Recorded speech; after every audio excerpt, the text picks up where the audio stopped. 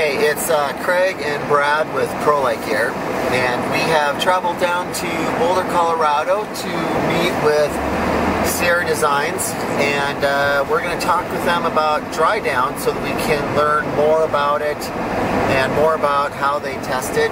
And we have brought our video cameras with us, and we're going to try and take as much video of the behind-the-scenes stuff as they're going to allow us, so we can share it with all of you. So stay tuned. This should be a lot of fun. I love going behind scenes and learning more. I do too. It should be really neat seeing. I mean, just seeing Sierra Designs headquarters, just seeing all the testing centers. Yeah, I think it'll be really fun. Hopefully, we don't get lost. Yes.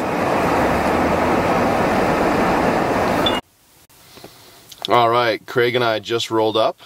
This is American Rec. You can kind of see it through the blue tint on the windshield there. We just pulled up to the front entrance. Craig is patiently walking around here. Home of Kelty, Sierra Designs, Lumberjack, Wenzel, Ultimate Direction, Isis, Instabed. Here we go. Here we have Brad cleverly camouflaging himself, taking a sneak peek before we officially get started. Hey, this is Brad, Craig, and Frank, and we're here at the ADC, the Advanced Development Center here at Sierra Designs. We're here to learn about DriDown and its testing methods. Frank, why don't you tell them your role here at Sierra Designs and kind of walk us through some of the tests. Awesome, absolutely. Yeah, I head up the Advanced Development Center along with a team of fantastic folks. We focus on new technologies, testing the technologies, working on new prototypes, all kinds of cool new ideas.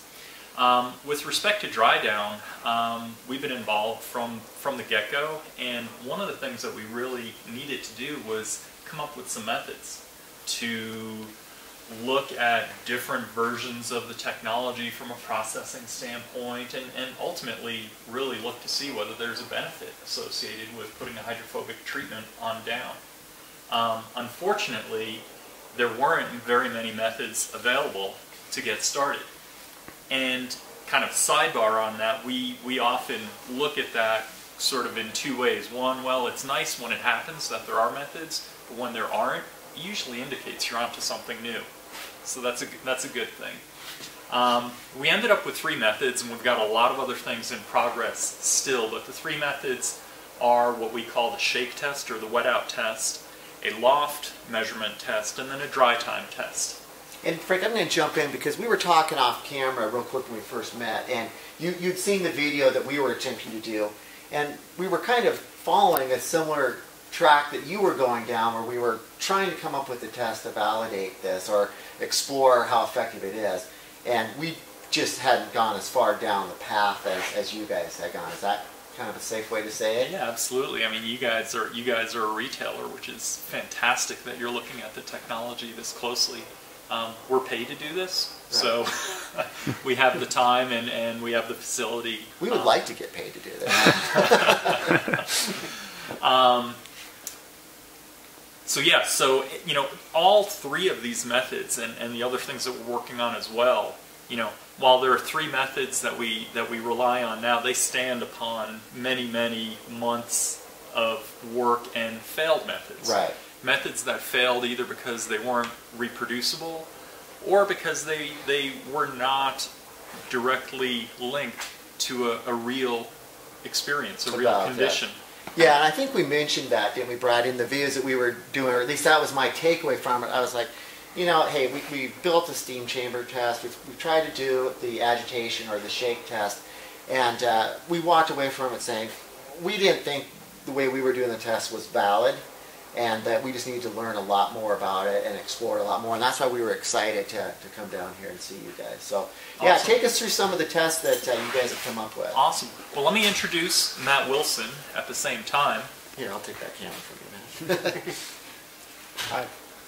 Matt is the key person here in the ADC who's been working on the methods and doing a lot of the testing and hands-on and quite literally kind of a prototyping savant, I mean, in terms of building these things. So the first one, as homemade as it looks, is really our workhorse, and this is what we use for the shake test. Right now we're in the process of looking at a modification so that the shake test can happen more efficiently, because right now a good result for our treated down, we're up in the 30,000, 60,000 shake range. At 100 shakes a minute, that takes a long time to get to that point. So we're looking at a more aggressive. But Matt, if you want to kind of set up a sample and just kind of show the general action. Yeah. Keep rolling. Keep it rolling? Yeah. Okay. Is there a counter on this thing? Oh, there is. Nice. The shake counter. Tick, tick, tick. So for the shake test, it uses half a gram of down. I've already pre-weighed it into these specimen jars, and 100 milliliters of distilled water, and measure it into a graduated cylinder. And the distilled water is simply so that there's no contaminants in the water or oils in the water or anything like that that could impact the performance. Right, Exactly. You're just leveling the playing field, so you can use the same water every time. And most rainwater is pretty close to distilled water. It is, okay. Assuming you don't have any nasty acid rain. Hopefully the mountains you don't. Not yet. Alrighty. I'll go back in New York. That's right. Well, right off the bat, Brad, I mean, we were just kind of eyeballing everything. We didn't measure the down. No, we didn't. Which actually, I was reading the forums, and you know, a lot of people were saying, "Hey, here's how you can improve the test. Yeah. Make sure you're starting out with equal stuff." And we just kind of videotape as we go, and videotaped our first attempt at Yeah, it. it So. was a shoot from the hip. Oh, jeez. Watch your eyes. So this may run all day if it's great material. If it's bad material, it may run 5 minutes. Really? So the first time we test a sample, Matt will look at it very closely and stop it, you know, very regularly and take a look. And it's not just a vertical shake, it actually moves back and forth a little bit too. So I'm watching the bar here move back and forth with each shake. So it's actually a pretty agitated shake.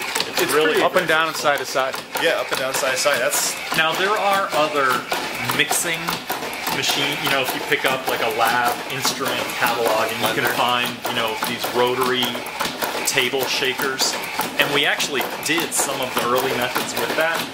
It's just not aggressive Right, enough. they're designed for blood work, they're designed for other things. so that basically doesn't break surface It just tension, stays on top, sits on doesn't top. move. I mean, again, if you've got, you know, cruddy down, it'll work.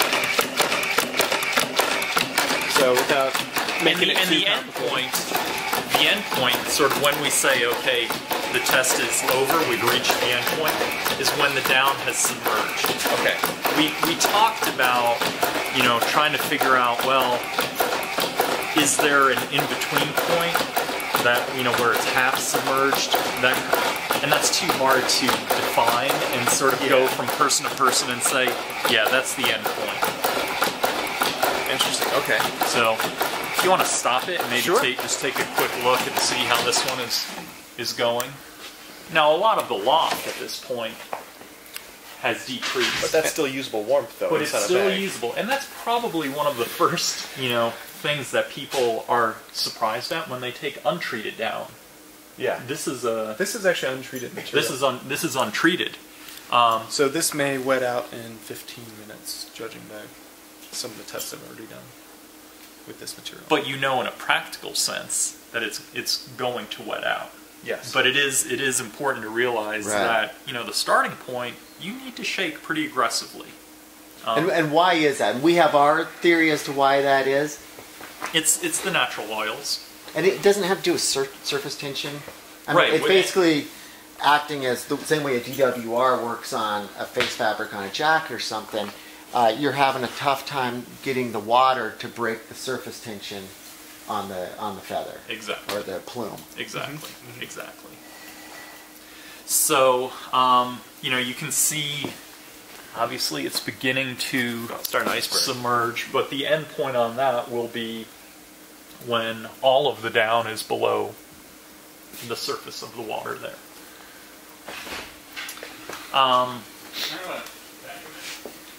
And then at this point, you said this is untreated down? This is untreated, yeah. So if we use treated down, there wouldn't be any of this really underneath the water. It'd be sitting on top at this point? At this stage, yeah. Okay. Yeah. Do you want to turn that one on, or do you have a We can let it run untreated if you one want. that's been... Or you want it treated? You want to go to a treated one? Why don't we stop the camera just so we can save that? Do some So